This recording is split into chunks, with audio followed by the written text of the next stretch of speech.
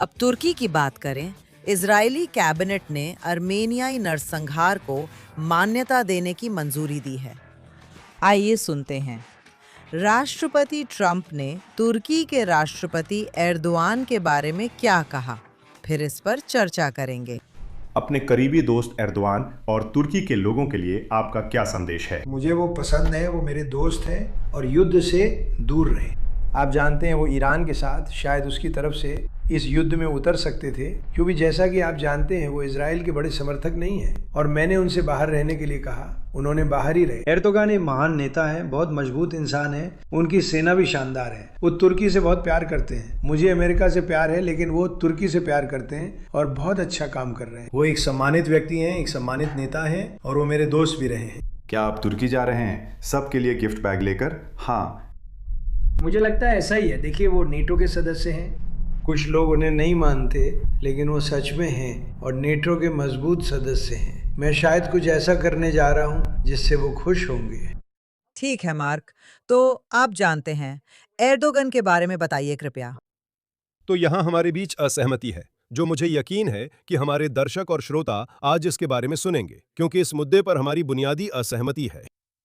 मैं आपकी बात अपने शब्दों में नहीं कह रहा हूं, ये मेरा काम नहीं है। आप अपनी स्थिति खुद बता सकते हैं, लेकिन मेरी समझ में ये आपकी शख्सियत से मेल खाती है, क्योंकि ये सब विनाश और तबाही से जुड़ा है। यही है रूथी ब्लूम।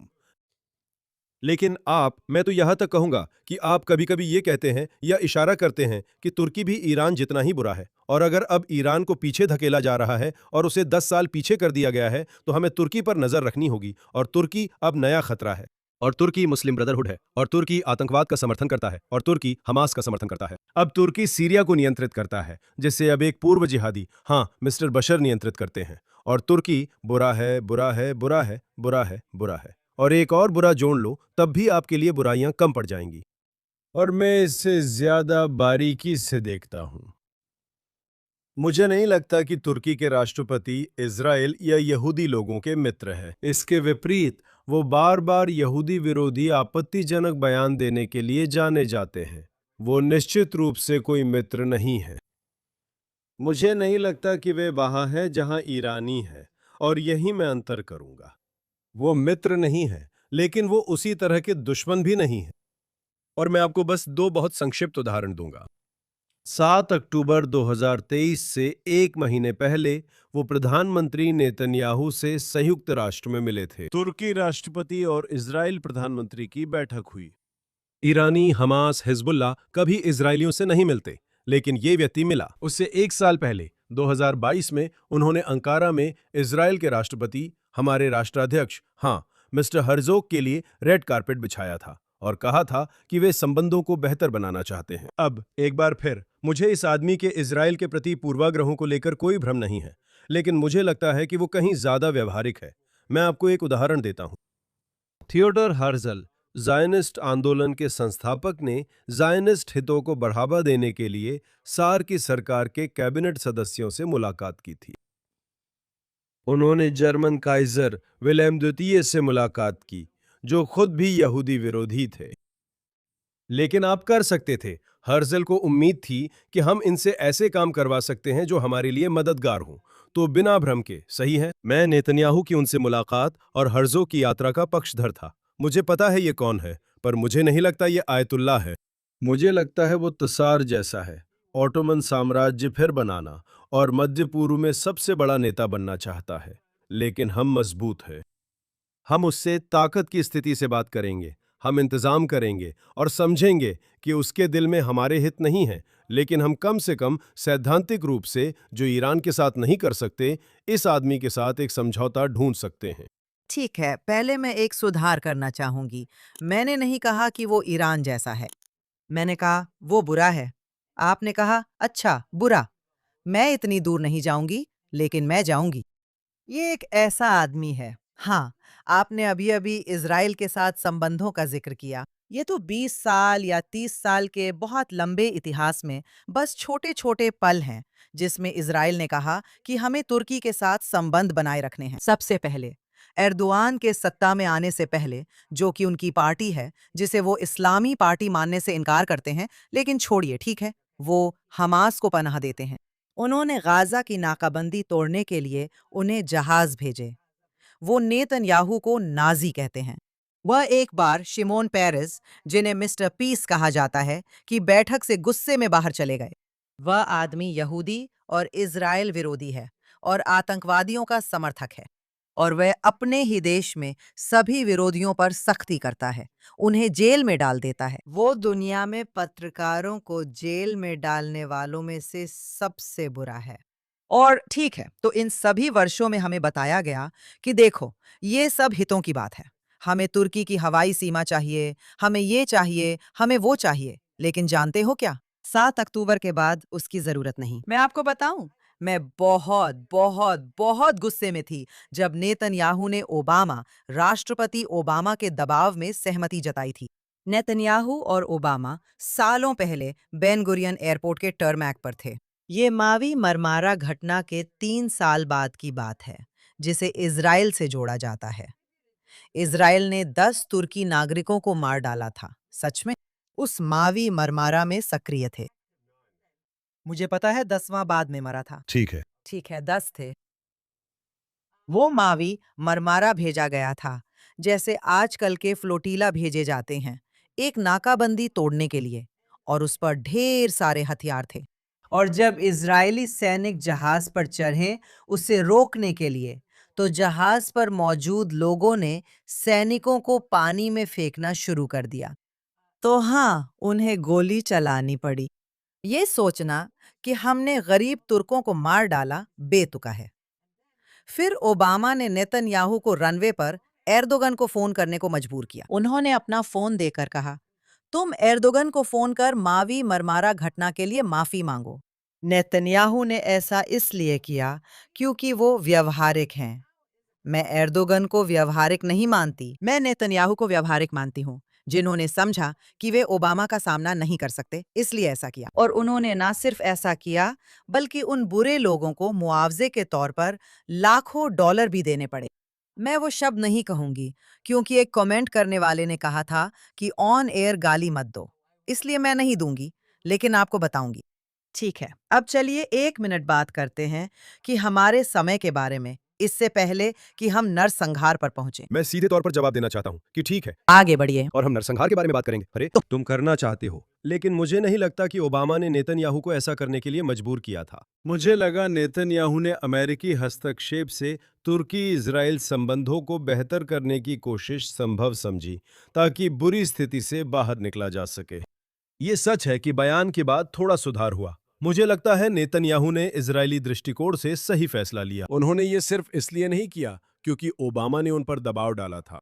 दूसरी बात, आपने बहुत ईमानदारी से बताया कि वो पत्रकारों को गिरफ्तार करता है और उसके आतंकवादियों के साथ संबंध है। आप सही हैं, उसे हमास पसंद है और तुर्की में उनका दफ्तर भी है।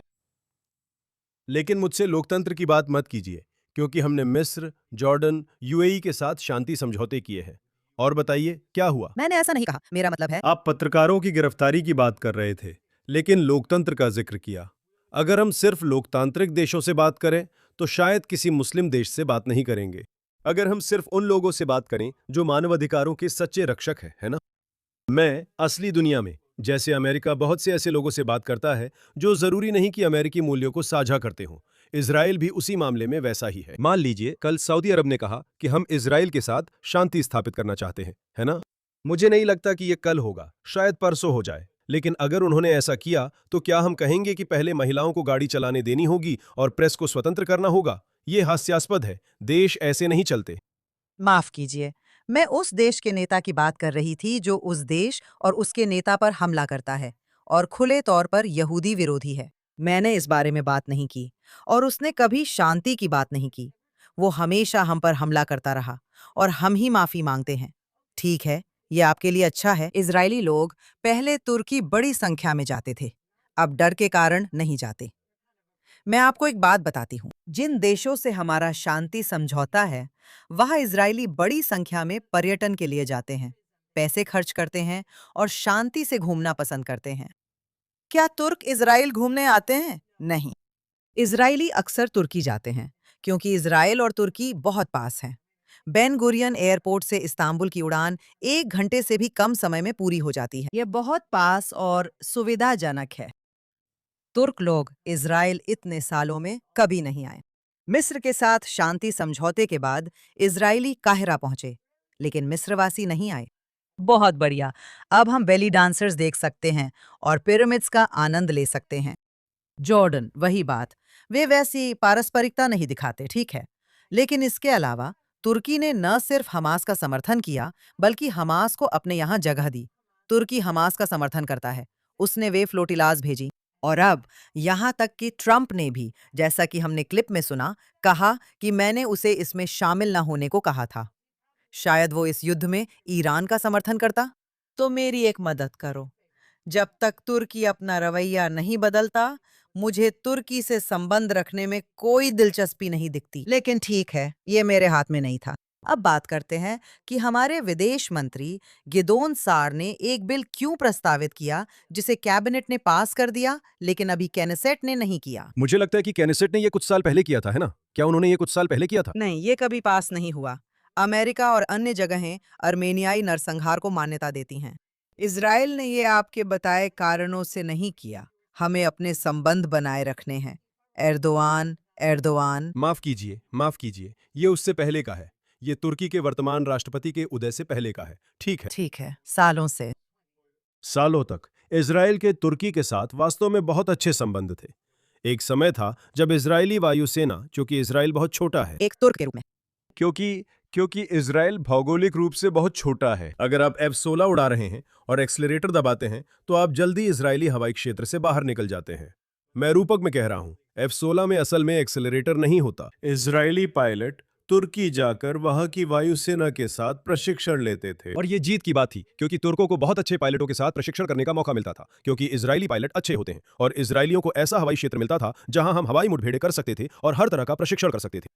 तुर्की से हमारा रिश्ता बहुत अच्छा था। मैं उन कई इजरायली लोगों में से एक था जो छुट्टियों में तुर्की जाते थे, और वे हमें पसंद करते थे और हम उन्हें पसंद करते थे। लेकिन वो सदी के मोड़ पर सत्ता में आते हैं, है ना?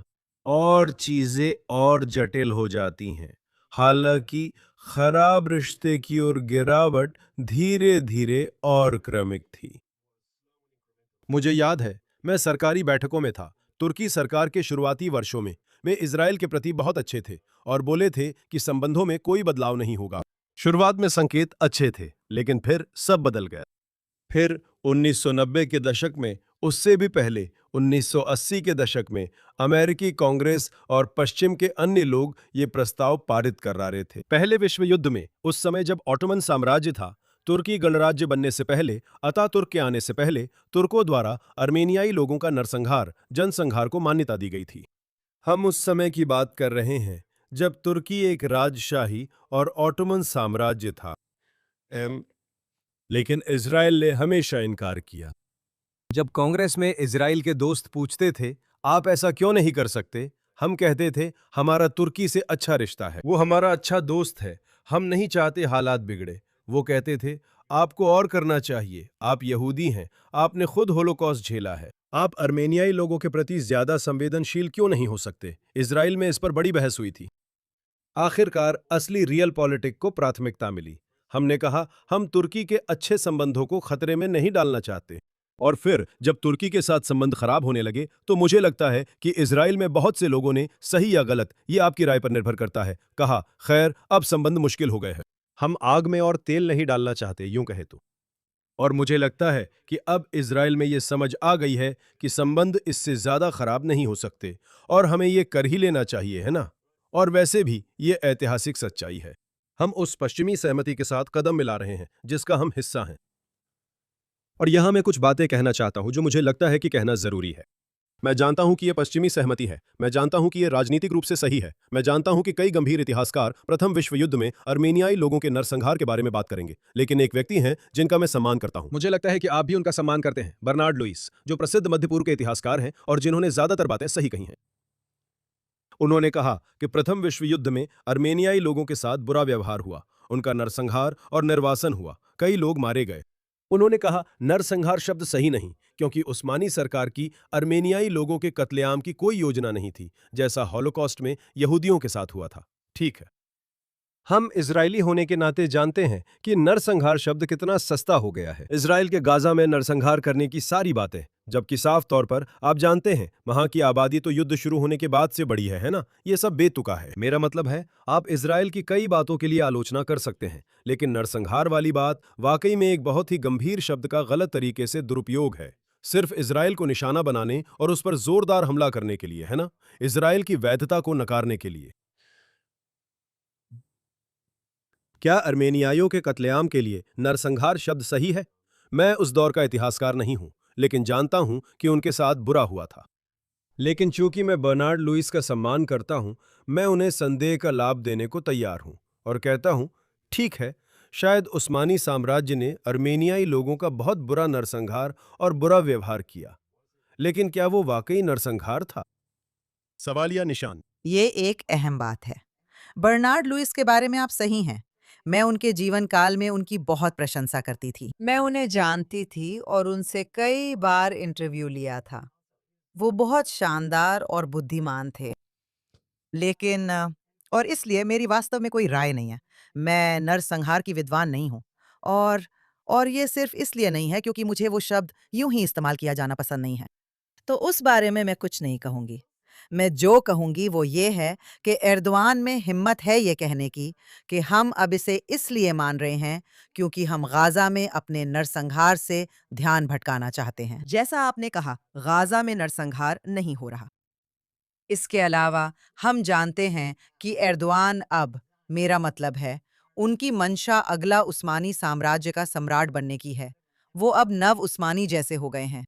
जैसा आपने कहा, उनकी मंशा सीरिया पर कब्जा करना है।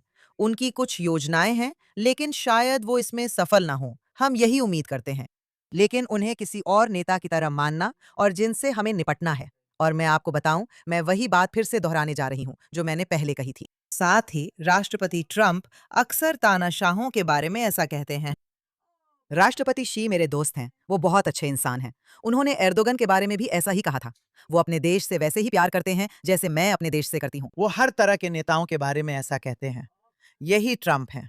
ठीक है, आप कह सकती हैं कि ये बस एक ट्रंपी बयान है। हमें ये अच्छी तरह पता है। मैं आपको बताना चाहती हूँ, आप सही कह रही हैं कि अंतर्राष्ट्रीय संबंध सिर्फ प्यार पर नहीं टिके होते। आप सही हैं।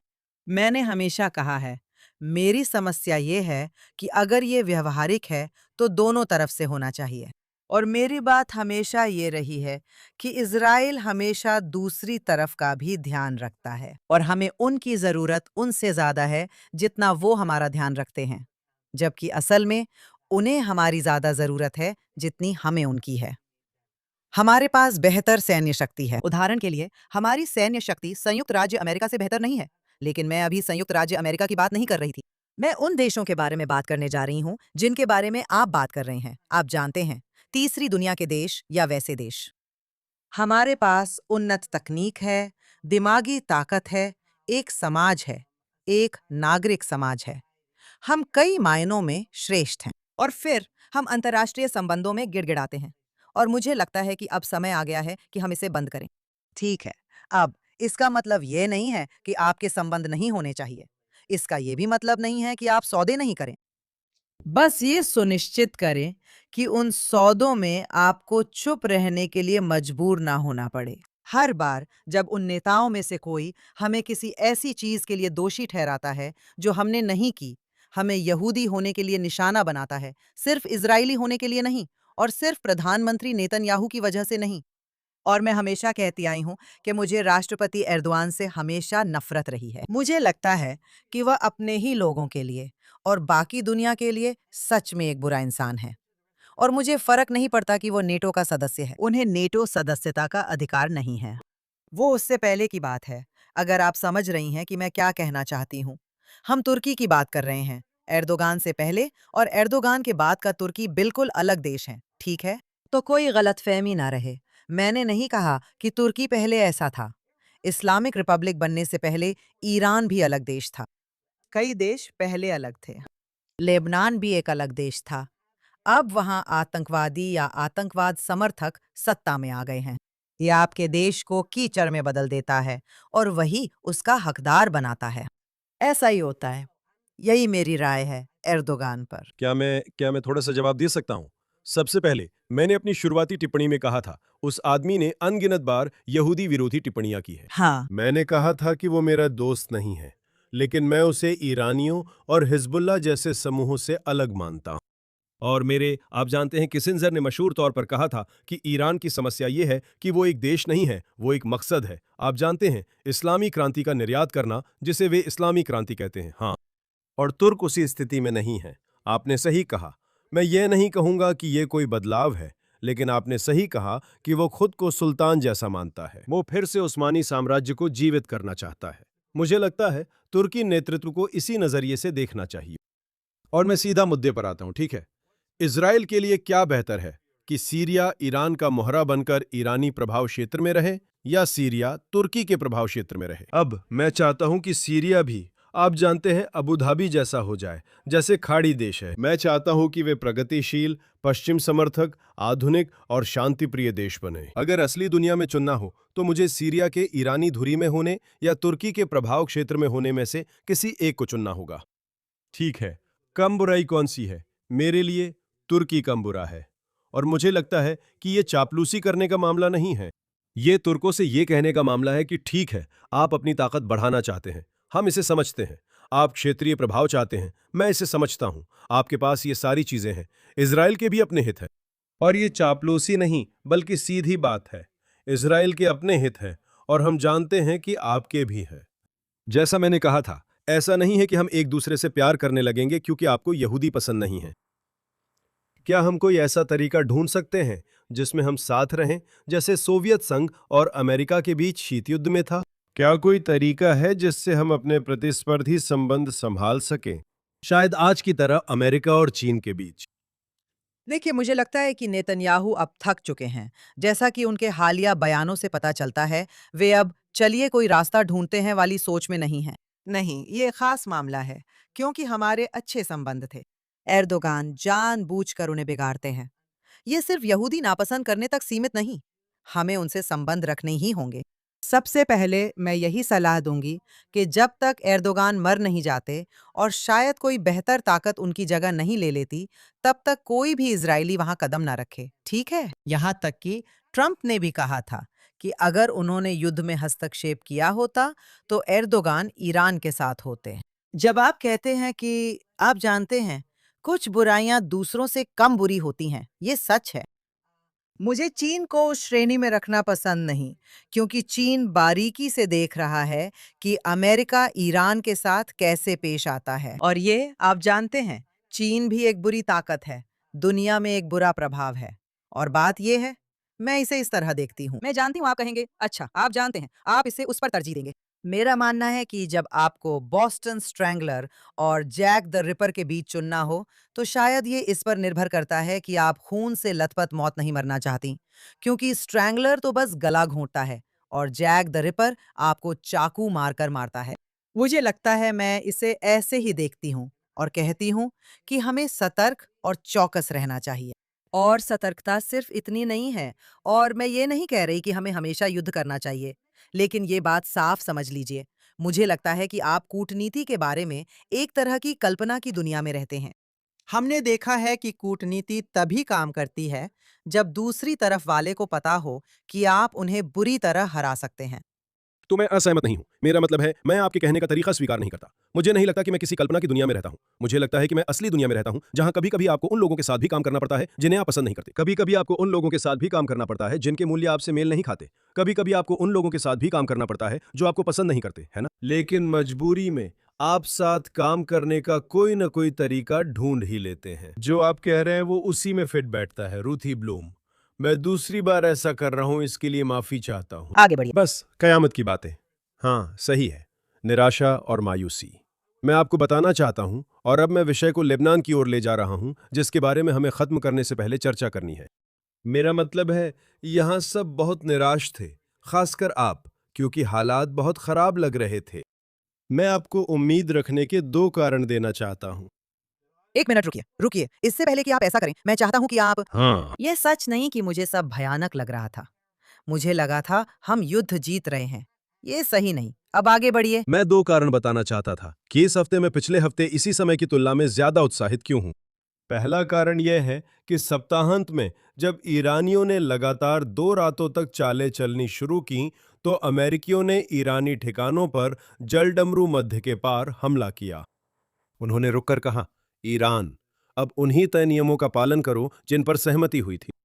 और अमेरिका की बल प्रयोग करने की इच्छा मुझे यह एहसास दिलाती है कि शायद इस प्रक्रिया के सफल होने का मौका है। शायद अभी ये तय नहीं है कि यह सफल होगा या नहीं, लेकिन जैसे ही अमेरिकियों ने दिखाया कि वे बल प्रयोग करने के लिए तैयार है, जब ईरानी गलत खेल खेलते हैं, जब ईरानी वे चीजें करते हैं जो उन्हें करने की अनुमति नहीं है, शायद आप जानते हैं, ईरानी तभी सही फैसले लेंगे। तेहरान में यह भयानक शासन तभी सही फैसले लेगा जब वे खुद को बल के खतरे की वजह से ऐसा करने के लिए मजबूर महसूस करेंगे। और ये तथ्य कि ट्रंप ने पिछले सप्ताह ही दिखा दिया कि वे बल का इस्तेमाल करने के लिए तैयार है, मेरे लिए ये एक अच्छा संकेत है। दूसरा अच्छा संकेत जो सप्ताहांत की शुरुआत में शुक्रवार को मिला, वो था ये इजरायली लेबनानी समझौता, जिसे संयुक्त राज्य अमेरिका में वॉशिंगटन में सचिव रूबियो द्वारा मध्यस्थता की गई थी। मुझे लगता है ये बहुत सकारात्मक है, क्योंकि हम, खासकर आप, चिंतित थे। इजराइल दक्षिण लेबनान में है और ट्रंप ईरानी दोनों चाहते हैं कि हम वहां से निकलें और ये समझौते में शामिल हों। अब हमारे पास इजराइल और लेबनान की सरकारों के बीच अमेरिका की मध्यस्थता से हुआ एक हस्ताक्षरित समझौता है, जिसमें इजराइल के दक्षिण लेबनान में रहने की बात है। हमें तुरंत बाहर निकलने की जरूरत नहीं है। हिजबुल्लाह को निरस्त्र किया जाना है और एक पायलट के तौर पर लेबनान के कुछ छोटे क्षेत्रों में हम धीरे धीरे बाहर निकलेंगे और लेबनानी सेना वहां आ जाएगी। इस पर कोई समय सीमा नहीं है। मुझे लगता है कि वॉशिंगटन, बेरूत और यरूशलेम सभी समझते हैं। अगर हम जल्दीबाजी करेंगे तो सब बिखर जाएगा, हिजबुल्लाह इसका फायदा उठाएगा। इसलिए हमें सावधानी से काम करना होगा। हमें यथार्थवादी रहना होगा। हमारे लिए ये ईरान और हिजबुल्लाह की बड़ी हार है, जो बेरूत में समझौते के खिलाफ प्रदर्शन कर रहे हैं, है ना? यह सही दिशा में एक शानदार कदम है। इसका मतलब ये नहीं है कि कल ही लेबनान के साथ शांति हो जाएगी। इसका मतलब ये नहीं है कि कल ही हिजबुल्लाह को निरस्त्र कर दिया जाएगा। संयुक्त राज्य अमेरिका, इजराइल और लेबनान के बीच एक सकारात्मक प्रक्रिया चल रही है। हम चिंतित थे और मुझे लगता है कि हमने पिछले हफ्ते भी इस ईरानी अमेरिकी प्रक्रिया पर बात की थी। समझौते में अमेरिकियों ने लेबनान में ईरान की भूमिका मानी थी। ये हमारे और लेबनान के लोगों के लिए बहुत बुरा है। जो शांति समझौता MOU इजराइल और लेबनान के बीच हुआ, उसमें ऐसा नहीं कहा गया। हिजबुल्लाह को भंग करना चाहिए और इजराइल तब तक रह सकता है जब तक सुरक्षा स्थिति अनुमति दे। ये बहुत सकारात्मक है। इसीलिए इस हफ्ते में पिछले हफ्ते से ज्यादा आशावादी हूं। ठीक है, तो सबसे पहले मैं आपसे पूरी तरह सहमत हूँ, खासकर लेबनान के बारे में। मुझे लगता है कि ये एक शानदार समझौता है। हालांकि और खासकर क्योंकि मैं चिंतित थी, मेरी चिंता का एक कारण ये था कि आप जानते हैं, लेबनान की संसद के अध्यक्ष नबील बेरी कहते हैं कि ये बहुत बुरा है, ये भयानक है, क्योंकि लेबनान की संसद में हिजबुल्लाह समर्थक और सदस्य मौजूद हैं। ये एक अविश्वसनीय उपलब्धि है और आप सही कह रही हैं। ये इजराइल को टिके रहने, लड़ने, सुरंगें नष्ट करने और हिजबुल्लाह आतंकवादियों को मारने में सक्षम बनाता है, जबकि लेबनानी सेना उन क्षेत्रों को साफ करने की कोशिश कर सकती है जहां से इजरायली सेना हटती है। ये बहुत अच्छा है। हमले की बात हो या ईरान से जुड़ा मुद्दा, मुझे भी वो बहुत शानदार लगा। लेकिन मुझे लगता है कि बार-बार ये कहना कि ठीक है, हम फिर से बातचीत करेंगे, ये बहुत बुरा है। यहाँ मार्को रूबियो और जेडी वेंस में मतभेद है। और पिछले हफ्ते मुझे जो बात परेशान कर रही थी, वो थी वो टिप्पणियाँ। जब जेडी वेंस ने कहा था, इज़राइल, तुम्हारी आबादी सिर्फ 9 मिलियन है। हर समस्या का हल मार कर नहीं निकाला जा सकता। उसने ये कैसे कह दिया? वो बहुत बुरा था। फिर ट्रंप ने कहा, लेबनान में सिर्फ इमारतों पे बम नहीं गिरा सकते। तो मैं बहुत नर्वस थी कि प्रशासन जेडी वेंस की दिशा में जा रहा था और जेडी वेंस शुरू से ही युद्ध के खिलाफ थे वगैरह। और अब जो हम देख रहे हैं वो ज्यादा मार्को रूबियो की दिशा में जा रहा है। वे कह रहे हैं कि दोनों में कोई असहमति नहीं है, लेकिन मैं जो कह रही हूँ वो ये है कि ये बहुत बड़ी राहत है। हालांकि ईरान के बारे में अभी देखना बाकी है क्योंकि हम जानते हैं कि ईरानी शासन वो कुछ भी नहीं करेगा जो उसे करना चाहिए। ठीक है, जब आप कहते हैं अगर ऐसा होता, अगर मेरी दादी के पास पहिए होते तो वो बस होती। अगर वो शासन कुछ भी करता है तो कारण यही होगा कि शासन गिर गया। तो ये एक ऐसा खेल है जिसे खेलने की मुझे जरूरत नहीं लगती, अगर ट्रम्प को लगता है कि जरूरी है, और अगर वो सच में युद्ध फिर से शुरू करने को तैयार हैं। अगर नहीं, तो इज़राइल को ये अमेरिकी मदद के बिना करना पड़ सकता है। मुझे नहीं पता। मैं जानती हूँ कि इस क्षेत्र के दूसरे बुरे तत्वों को दिए जा रहे संकेत बहुत अहम हैं। हाँ, लेबनान से हुआ समझौता बेहतरीन था, और मुझे लगता है कि ईरान के साथ क्या होने वाला है, ये देखना बाकी है। क्योंकि अगर ट्रंप प्रशासन तेहरान की उस सरकार के साथ किसी काल्पनिक समझौते की दुनिया में जाने लगेगा, तो ये बहुत बड़ी गलती होगी। अब तक एक बार फिर हम में से कई लोग इजराइल में तब चिंतित हो गए थे जब ईरान और संयुक्त राज्य अमेरिका के बीच समझौता हुआ था। मैं कह रहा हूं कि ट्रंप ताकत का इस्तेमाल कर सकते हैं। आज सुबह रिपोर्ट आई थी कि ट्रंप ने कहा हम फिर से लड़ाई पर लौटेंगे। वो सैन्य दबाव, शायद हम पूरी तरह की जंग से हटकर अब थकाऊ जंग की ओर बढ़ गए हैं, क्योंकि ट्रंप अपना समय लेना चाहते हैं। उनकी और भी चिंताएं हैं। 4 जुलाई मध्यावधि चुनाव है ना। लेकिन अगर वो दबाव बनाए रखते हैं और हर बार जब ईरानी लोग सीमा पार करते हैं तो सैन्य हमला करते हैं, तो शायद यही तरीका है वहां पहुंचने का जहां आप पहुंचना चाहते हैं। देखेंगे। मुझे सच में इस मामले में ऐसा नहीं लगता। मुझे लगता है कि आप ऐसा नहीं करना चाहेंगे। आप जानते हैं, हमने धमाके के साथ शुरुआत की थी। जब मैं हम कहती हूँ, मेरा मतलब है संयुक्त राज्य अमेरिका और इज़राइल। सबसे पहले इज़राइल। मुझे पता है ट्रंप को पूरे मामले का श्रेय लेना पसंद है, लेकिन असल में हमने ही सबसे ज्यादा मेहनत की, और फिर यूएस एयरफोर्स शानदार तरीके से आई, वगैरह वगैरह। दोनों मामलों में ये शानदार संयुक्त ऑपरेशन थे, इसमें कोई शक नहीं। फिर जैसे कि सब कुछ धीरे-धीरे खत्म हो गया, और जब आप घिसटने वाले युद्ध की बात करते हैं, तो वो हमेशा बुरी ही होती हैं। मेरा मतलब है, हम ये नहीं चाहते। पहले भी थकावट वाली लड़ाइयाँ देखी हैं, बार-बार हालात सुधारने की कोशिश की, जैसे गाज़ा में, फिर भी 7 अक्टूबर जैसी घटना हो गई। तो मुझे उससे कोई उम्मीद नहीं है, और मैं उम्मीद करती हूँ कि ट्रंप जागेंगे। देखिए, ये समय का सवाल नहीं है। ऐसा नहीं है कि मुझे लगता है कि कल राष्ट्रपति ट्रंप को युद्ध घोषित करना चाहिए। आप जानते हैं, फिर से एक पूर्ण पैमाने पर युद्ध।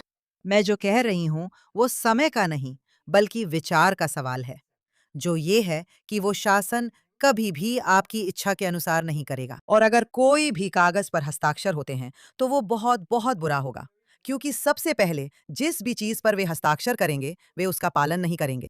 लेकिन जिस भी चीज पर वे हस्ताक्षर करने के लिए सहमत होते हैं, वो पहले से ही ऐसी चीज है जिसे ना तो संयुक्त राज्य अमेरिका और ना ही इजराइल स्वीकार कर सकते हैं, और इसलिए वो दिन बहुत बुरा होगा। मैं यही कह रही हूँ, और इसके लिए धैर्य रखने को तैयार हूँ। मुझे डर उस शासन से, किसी भी तरह की कूटनीति का है, क्योंकि आप उसके साथ कूटनीति नहीं कर सकते।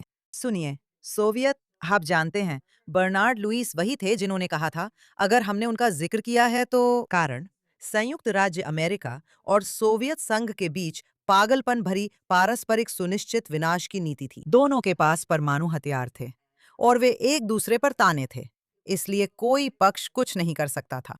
उन्होंने कहा कि ईरानी शासन के साथ आप ऐसा नहीं कर सकते, क्योंकि वे इस्लामी विचारधारा वाले हैं और आत्महत्या करने के लिए तैयार हैं, और वे 12 हैं, इसलिए आप तुलना नहीं कर सकते। उनके साथ आपसी सुनिश्चित विनाश जैसी कोई बात नहीं है। आगे बढ़ो, वे ठीक रहेंगे। जैसा देखा है, वह शासन अपने लोगों को मारने में खुश है, और जरूरत पड़ी तो सबको मार देगा। ये एक जैसा नहीं है। सोवियत संघ जितना भी बुरा था, आत्महत्या नहीं करना चाहता था। वो स्वर्ग या 72 कुंवारी जैसी बातों में विश्वास नहीं करता था, इसलिए ये बहुत बड़ा फर्क था। और यही वजह है कि ईरान को कभी भी परमाणु हथियार हासिल करने की इजाजत नहीं दी जानी चाहिए, और अगर इजराइल का इसमें कोई हाथ है तो उसे कभी भी परमाणु हथियार हासिल करने नहीं दिया जाएगा। मैं बस ये कहना चाहता हूं कि कभी कभी मैंने आपको Doom and gloom Ruthie Bloom कहा और आपने मुझे भोला कूटनीति में विश्वास करने वाला कहा। मैं अपनी स्थिति स्पष्ट करना चाहता हूं और कहना चाहता हूं कि मेरा मानना है, खासकर जब आप ईरानियों या तुर्कों से डील करते हैं। वो मशहूर अमेरिकी कौन था जिसने कहा था, बड़ा डंडा लेकर चलो, है ना? धीरे बोलो और एक बड़ा डंडा साथ रखो। एक अवधारणा है जिसे जबरन कूटनीति कहा जाता है। और जो गेम प्लान ट्रंप कहते हैं सही है, और मुझे नहीं लगता कि ट्रंप को ईरानियों के बारे में कोई गलतफहमी है। आप जानते हैं, वो कह सकते हैं कि वे उदारवादी नेता है, लेकिन मुझे नहीं लगता कि वो एक पल के लिए भी इस पर विश्वास करते हैं। सही है, उन्हें अच्छी तरह पता है कि वो किससे डील कर रहे हैं। मुझे लगता है कि आप उन पर दबाव डालते हैं। आपके पास एक बड़ी छड़ी है, आप समय समय पर उन्हें मारते हैं, जैसा कि उन्होंने वीकेंड पर किया था। सही है, और आप कहते हैं अगर आप बाहर आना चाहते हैं तो आपको मानना होगा, आपको परमाणु कार्यक्रम छोड़ना होगा। लेकिन मुझे शक है कि यह मुमकिन है। मैं सिर्फ कह रहा हूं कि मुझे यहां एक रणनीति दिखती है। मुझे लगता है कि अगले 2-2.5 सालों में जब तक ट्रंप व्हाइट हाउस नहीं छोड़ते, ईरान पर दीर्घकालिक दबाव डालना काम कर सकता है। आज के लिए यही समाप्त करते हैं, है ना ब्रूस? हम समाप्त कर चुके हैं। लेकिन एक बात और, जेडी वेंस ने कहा था, शायद वे कुछ यूरेनियम और बैलिस्टिक मिसाइलें रख सकते हैं। आप कहते हैं जब तक तो ठीक है, लेकिन जैसे ही वे इस तरह की बातें करना शुरू करते हैं, आप जानते हैं हम मुश्किल में हैं। तो चलिए देखते हैं। उम्मीद है आपकी बात सही साबित होगी। आप सही हैं। हमारा समय खत्म हो गया और इजरायली राजनीति पर बात करने का समय नहीं बचा, जो शायद अच्छा ही है, क्योंकि कौन इसे सह सकता है। तो हम अगले हफ्ते बात करेंगे। मैं इसका इंतजार करूंगा।